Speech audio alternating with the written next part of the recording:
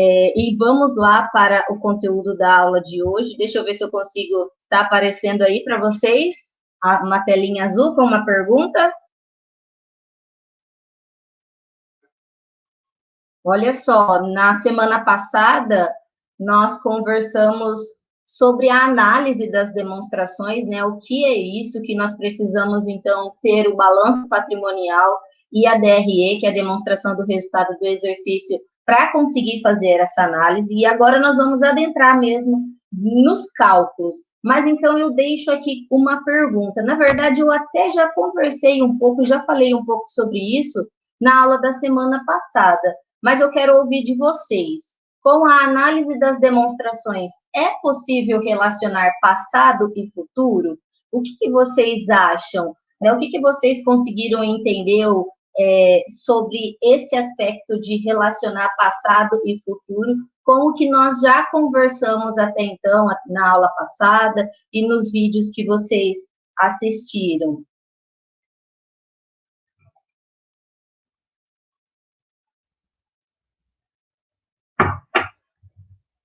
Olha só, e sim, nós conseguimos relacionar o passado, né, com o futuro, fazendo a análise. Na verdade, eu venho falando, muito bem, Vitor, eu venho falando para vocês que, por intermédio, por meio da análise que a gente faz e entende dessa forma, com a análise, entende o que aconteceu no passado da empresa, com esse entendimento a gente consegue fazer uma projeção para o futuro, tá? Então, quando a gente estuda a análise das demonstrações, quando a gente faz esse estudo, nós conseguimos, então, por meio, olhando a evolução dos números que já aconteceram, ou seja, os números passados, nós conseguimos entender a evolução para o futuro, né?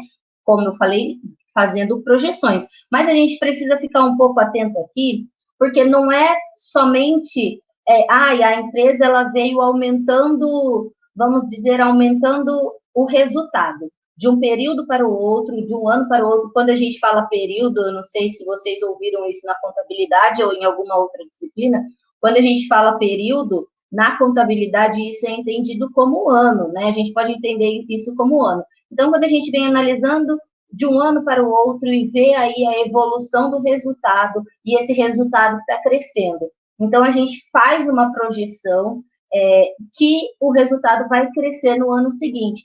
Mas espera lá, eu não posso apenas olhar isso, eu preciso também entender o que está acontecendo naquele setor de atuação da empresa. Já pensou? Máquinas. Lembram quando tinham aquelas máquinas digitais menores, assim, que a gente carregava para todos os lugares? Antes o celular não era tão usado assim para tirar foto. Quando a gente tinha aquelas câmeras digitais, se fôssemos, né, um exemplo, acompanhando o resultado de uma empresa dessas de câmeras digitais, o resultado foi aumentando de um período para o outro. Mas daí, conforme a chegada do celular e todo mundo utilizando o celular e a câmera do celular ficou melhor, será que mesmo essa evolução dos números, do resultado da empresa da câmera digital, será que o ano seguinte, com a vinda do celular, foi o mesmo?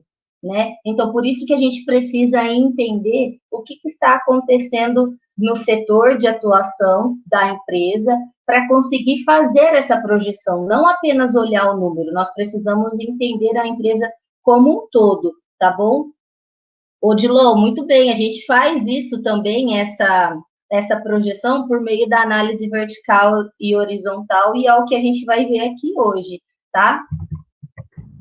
Olha só, então, assim, além de, eu já falei para vocês, de olhar a empresa, fazer a análise, os cálculos em vários períodos, eu disse também que os livros, eles trazem aí com um período de 3 anos, no mínimo, né, 3 anos de análise, mas além de fazer esse estudo da empresa durante os anos, para conseguir fazer a projeção, lembrando que essa projeção, ela fica melhorada, ela ganha mais robustez quando eu analiso também o setor dessa empresa. Então, eu preciso, além da análise temporal, eu preciso fazer a análise, se eu conseguir a informação, porque eu já vou falar sobre isso com vocês, de outras empresas do mesmo ramo de atividade, que daí eu consigo comparar.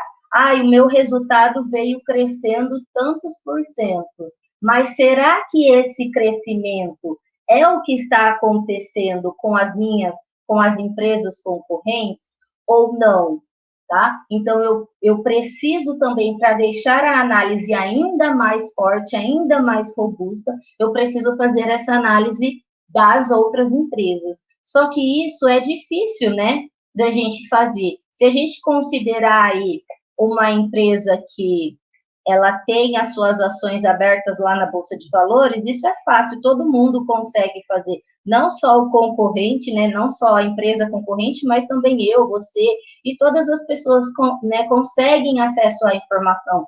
Só que quando a gente, né, está estudando, vocês como os gestores de uma empresa que talvez não tenha suas ações na Bolsa de Valores, para conseguir informações de outras empresas que também não têm acesso à Bolsa de Valores, isso se torna difícil, né? Porque muitas vezes a empresa concorrente não vai abrir a informação, não vai passar a informação para outra empresa, né? Então, aqui eu sempre defendo que aqui isso não tem muita relação com vocês estudando a gestão, mas tem aqui o papel do contador, que o contador ele tem lá no seu escritório as empresas, claro que ele não pode colocar nomes e mostrar, olha, esse resultado é da empresa X, esse é da empresa Y, mas ele consegue fazer e ajudar, então, o gestor lá da empresa que é cliente do escritório a entender melhor como é que está a situação da sua empresa com base na análise temporal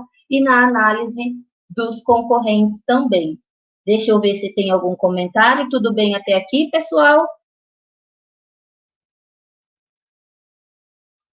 Vitor, isso mesmo. As tendências podem não se cumprir, pois podem surgir imprevistos, eventos políticos ou climáticos, por exemplo. É isso mesmo. Não é só olhar ali para aqueles resultados que foram encontrados por meio das análises e já tomar conclusão. A gente precisa estudar como um todo. Por isso que eu falei para vocês nos vídeos e falei na aula passada que um indicador, uma análise que a gente faz, ela pode ser comprovada, pode ser analisada com um outro indicador. Por isso que a gente precisa fazer a análise num conjunto, tá bom? Eu não posso pegar um número só e já tomar uma decisão. Eu preciso fazer essa análise no conjunto da empresa.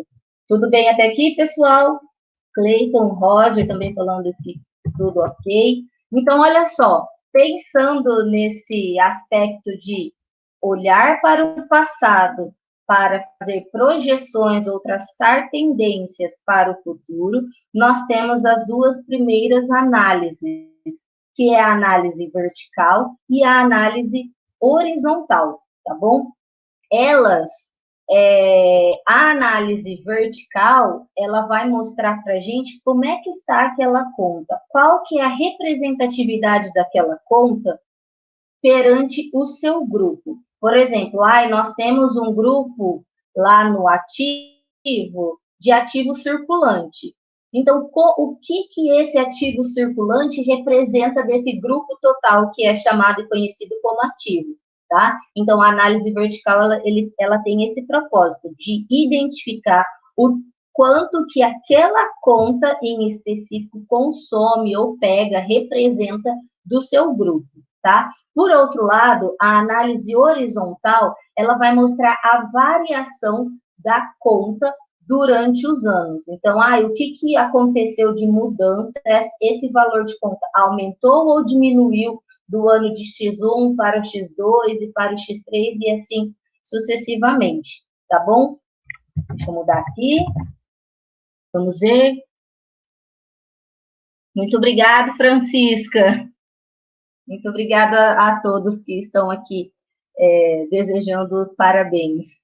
Olha só, então, para análise, vamos falar um pouquinho da análise vertical. Como eu disse, a análise vertical, então, ela mostra a representatividade. Quanto que a conta, quando eu digo conta, é aquilo que ganha valor no balanço, aquilo que, ou na DRE, né? Aquilo que tem valor. Por exemplo, caixa, o valor que eu tenho para receber de clientes, que a gente chama de clientes ou duplicatas a receber, ou também créditos, tá? Então, o quanto que essa conta representa do seu grupo.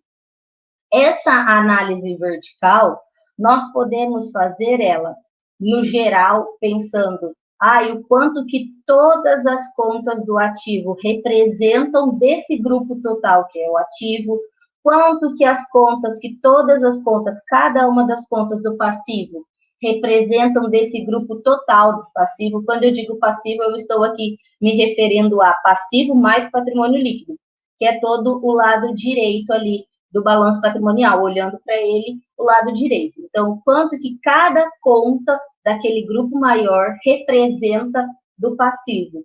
Como também eu posso fazer análises menores. Por exemplo, a empresa ela tem vários fornecedores, né? Ela compra a prazo e fica então devendo, né? Ela fica com uma dívida com vários fornecedores. Então eu posso olhar, eu posso fazer uma análise vertical apenas do grupo fornecedor.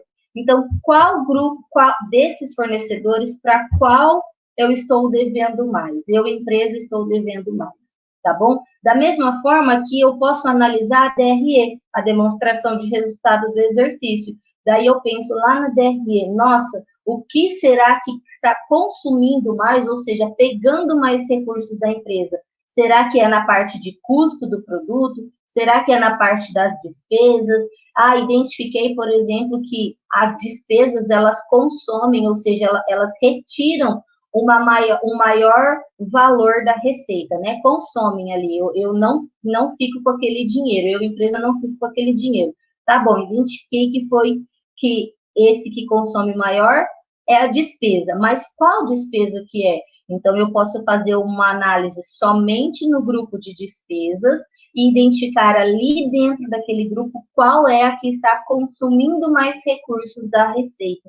Para daí, então, o gestor entrar lá com a sua tomada de decisão e o que eu posso fazer, então, para diminuir esse custo ou para diminuir essa despesa. E assim, conforme eu vou diminuindo o custo ou despesa, sobra um resultado maior para a empresa, tá bom? Então, eu coloquei as fórmulas aqui, olha só. Sempre eu vou fazer a conta que eu estou analisando, despesa ou caixa, clientes, fornecedor, dividido pelo valor do grupo. O grupo, como eu falei, pode ser o ativo total, o somatório, né, o total do ativo, o total do passivo, ou o total de fornecedores, ou o total das despesas. Então, elemento dividido pelo resultado do grupo. E daí esse valor eu preciso multiplicar por 100 para encontrar o percentual. Então, daí eu encontro, aquele fornecedor, ele está consumindo, ele representa do total, dos 100% que eu estou devendo para o fornecedor X consome, ou ele pega, eu estou devendo para esse fornecedor X, dos 100%, 68%. Então, eu devo mais para um fornecedor. Será que eu consigo fazer alguma coisa, alguma negociação de preço com esse fornecedor para conseguir diminuir isso? O que eu consigo fazer? Então, daí entra a parte do gestor para fazer essa análise e tomar uma decisão sobre aquilo. Tudo bem?